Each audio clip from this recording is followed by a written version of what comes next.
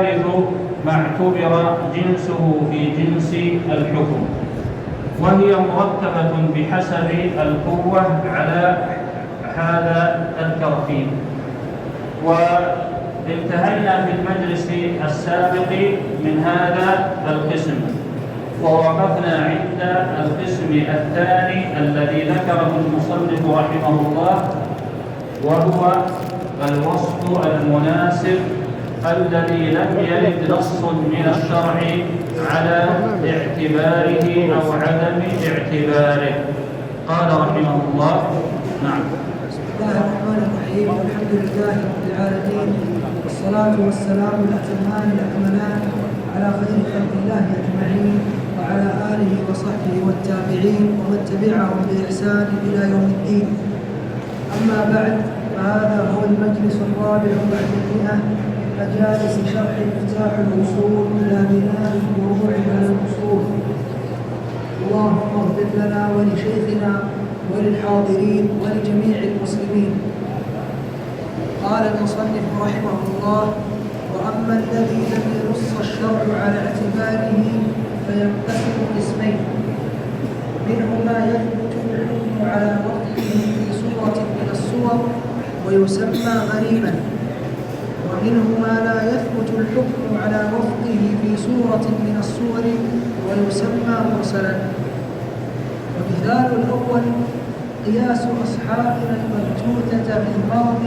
باستحقاقها الميراث على القاتل في الحرمان من الميراث بجامع التوصل إلى الغرض الفاسد،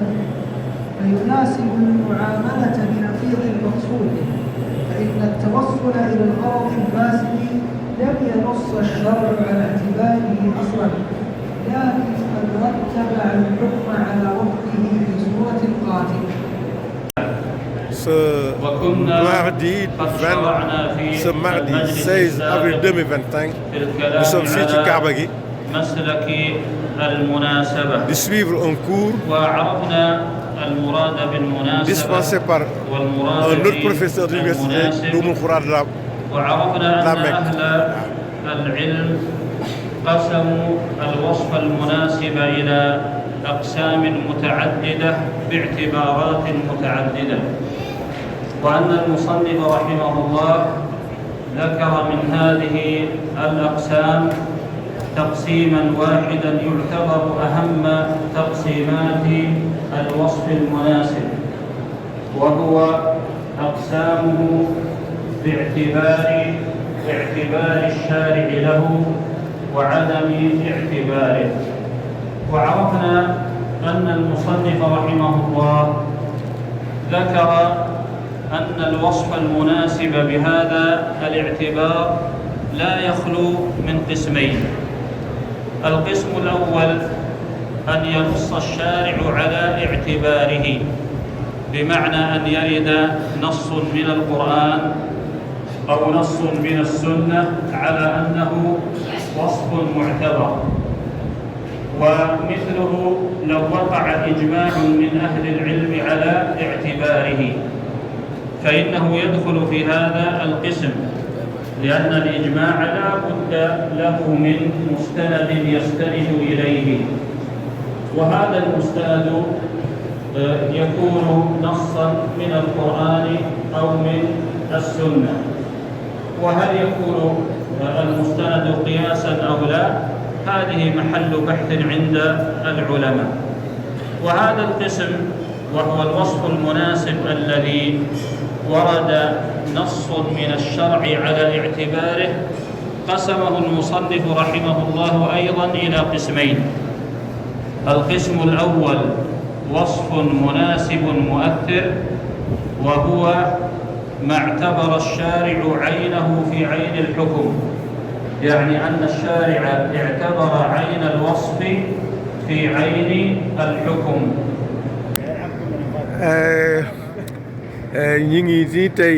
le 15 avril 2025 à la mosquée de la Kaaba. ñi ngi waaj def un cours dispensé par un grand professeur d'université à la Mecque, qui c'est un de ses assistants. Il s'appelle Dahir, Donc c'est des techniciens, l'autre aussi c'est un autre technicien. Et on attend donc d'un moment à l'autre l'arrivée du grand imam, du grand professeur de l'université Oumoul Khoura de la Mecque ici. Assalamu alaikum wa rahmatullah. Ba tey sunu reportage quotidien tey mardi 15 avril 2025 à minuit 5 hein ngeen aram baa nga ne avec sa grande et majestueuse montre foofu la immeuble yi enfin pas immeuble mais ay complexe nekk hein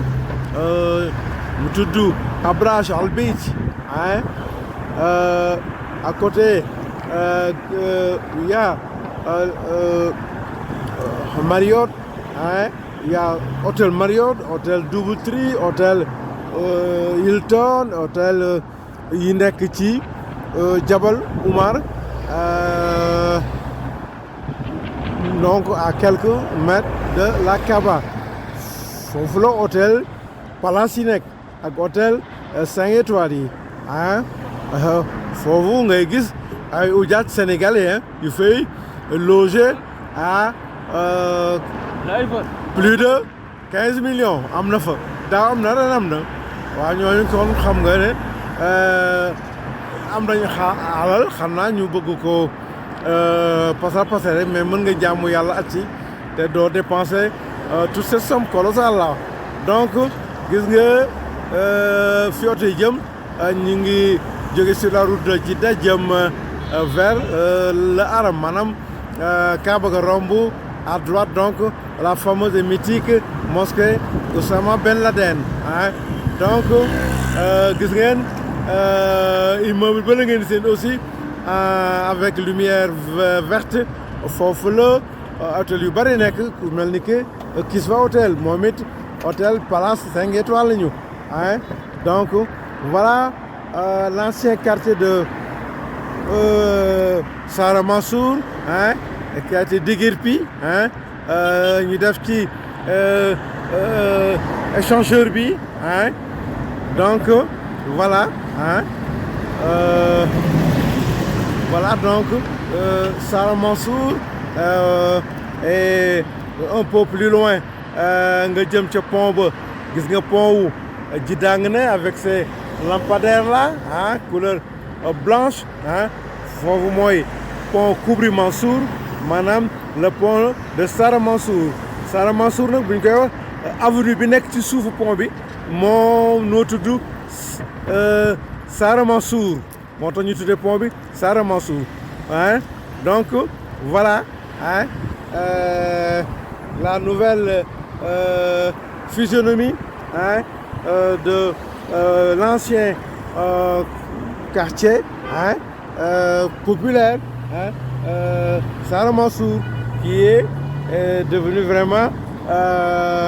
une attraction parce que il y a de belles infrastructures, de très belles bâtisses hein donc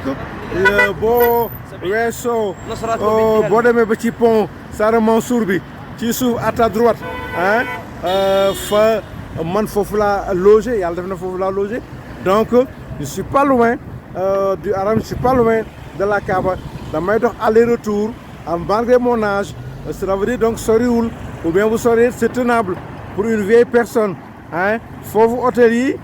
c'est des hôtels simples pour ne pas dire hôtels ordinaires mais très habitables parce que tout le nécessaire mi ngi ci chambre yi hein chambre climatisée poste doté d'un poste de téléviseur d'un frigo hein ventilo hein cuisine hein toilette intérieure les toilettes sont dotées aussi de chauffe-eau hein donc foofu hôtel yooyu ay hôtel ordinaire lañu hein très abordable hein pour ñun góorgóorlu yi donc mën naa wax ne daal ñu Sénégalais yi nañ jël habitude démystifier les hôtels 5 étoiles yi ngeen di seen fële en ci wetu Haram ba ci wetu montre bi ay hôtel 5 étoiles ah ñuy laaj minimum ki gën a tuuti de 6 millions jëm kaw ah alors que am na fii nit ki mën na ñëw at si daal 3 millions 250 comme les Ivoiriens, 3 millions pour les Nigériens, 3 millions aussi pour les Nigérians, hein, moins de 3 millions pour les Tchadiens et les Camerounais. Voilà. Donc il fallait aussi cette beauté-là nocturne, nous wane ko, immortaliser ko pour wane la beauté de l'islam. Hein. Makka daal c'est une référence yàlla ko def référence éternelle koy julli fi nga jublu boo fi jublu amoo julli kon lépp luy jóg te alxuraan fi la wàcc yonent yàlla Muhammad sallam fii la recevoir alxuraan yonent yàlla Muhammad sallam fii la tëdd muy Madina à 450 kilomètres de la ville de Makka kon daal Makka mooy référence ku mu neex ku mu naqari Makka yi mooy référence kon dañu am suñu fulla ak suñu fayda ñu bañ a nangu ànd ak yéefar yi ak naafeq yi nga xam ne dañoo bëgg. ñu ngi nii tey ci mardi 15 avril 2025 à 23h julli nañu géeye bu yàgg dañu nekkoon ci biir Kaaba gi rek di naafilaaka wirdo ko jàngal Xuraan ak ay ñaan léegi nag génn nañu war a ñibbi nag sunu hôtel mais beauté bii ñu gis ci Makka rawatina les alentours immédiats de la Kaaba mënuñu résister hein ba duñ ko filmer cette beauté là hein te l'islam di wax jamil hein yàlla mi wax rabbana atina fi dunya hasanatan wa fil akhirati hasanatan wa qina azaban nar وادخلنا الجنة مع الأبرار يا عزيز يا غفور يا رب العالمين جميل يلا مو جميل جميل دق دق دق مو يلا سبحانه وتعالى maanaam ku jekk ku rafet taaru yàlla la subhaanahu wa taala ku jekk ku taaru la mu bëgg nag lu rafet lu jekk lu taaru aussi moo tax al jamil yàlla subhaanahu wa taala ah lu rafet la bëgg yàlla def na këram gi day noonu la mel gis ngeen de Kaaba geeg les alentours immédiats ah ba lii moom la ñuy wax rëy na taaru na ah jekk na rëy na taaru na ça c'est l'hôtel Hilton bu yàgg bi moo nekk nii de lépp ngi ci biir nag waaw téeméeri hôtel ngi ci biir téeméeri commerce ngi ci biir boutique magasin restaurant loo xalaat rek ci àdduna rek mi ngi ci biir hôtel Hilton bii jàkkaarloog aussi Jabal Umar Umar Al Farouk Umar bun Khattab jàmbar d'islam ji deuxième calife du prophète Mohammed alayhi salaam gannaaw Ababacar radiyallahu taala anhu kon fii Jabal Umar moom it fii la beneen cette bâtisse gigantesque kenn xam colossal moom it mu abrité beaucoup d'hôtels dont Hilton bu bees bi donc voilà moom it dara manqué téeméeri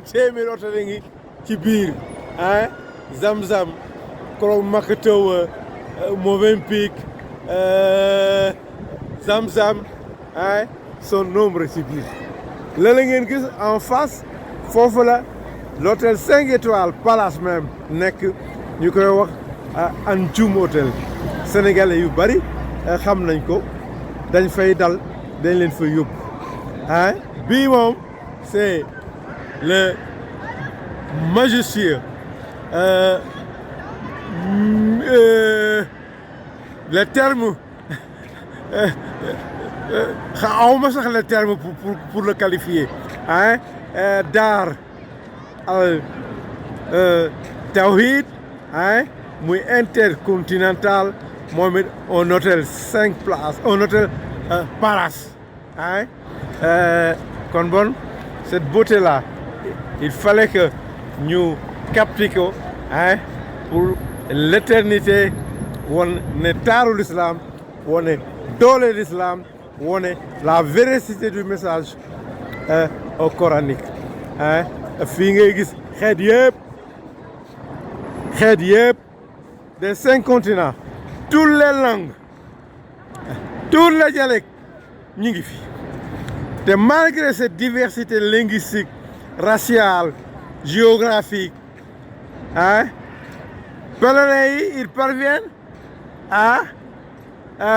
communiquer ils parviennent à se comprendre hein li ko waral yëpp nag c'est le message coranique loolu mooy firndeel la véracité du message coranique malgré cette diversité linguistique les gens se comprennent les gens se communiquent parce que ñoo bokk benn bëgg-bëgg ñoo bokk benn objectif hein mi ngi nii voilà li may wax jamil al jamil al jamil lii mooy jamil c'est cette beauté là qu'il fallait hein capter pour la rendre éternelle. Cheikh Oumar Tall, c'est un envoyé spécial, c'est un serviteur depuis la Mecque